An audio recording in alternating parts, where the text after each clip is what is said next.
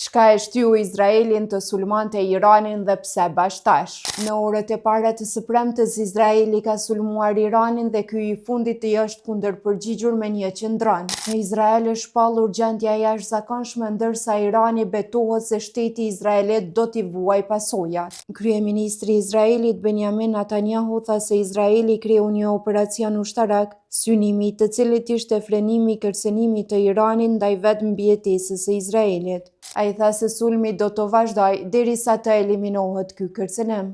Të njëjtën mediat amerikane raportuan se një sulm i tillë ishte i pashmangshëm. Izraeli ka qenë i shqetësuar se bisedimet midis SBA-s dhe Iranit, të cilat kanë vazhduar që nga prilli për një marrëveshje të re bërthamore mund ta lënë Iranin në një program bërthamor, diçka që Izraeli ka thënë se nuk mund ta pranojë në asnjë formë. Ai ka paralajmëruar për vite me radhë për atë që percepton të jetë një kërcënim ekzistencial nga programi bërthamor i Iranit. Kryeministri i Izraelit Benjamin Netanyahu e ka bërë atë një temë të vazhdueshme që nga mesi i viteve 90. Irani ka mohuar vazhdimisht se ka kërkuar armë bërthamore duke këmbgulur se programi i tij bërthamor është vetëm për qëllime paqësore dhe civile.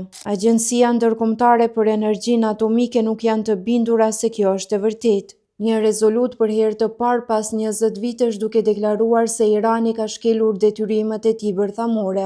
Shqiptarja që jeton në Izrael, Ita Gani, tha se situata atje nuk është fare e qetë. I gjithë Izraeli është në gatishmëri lufte, sepse sulmi i Iranit që ne po presim që ka lëshuar raketa balistike, që janë rreth një ore afër nesh, pra jemi të tronditur. Natyrisht që jemi të përgatitur edhe për këtë sulm, u shpreh Ita Gani.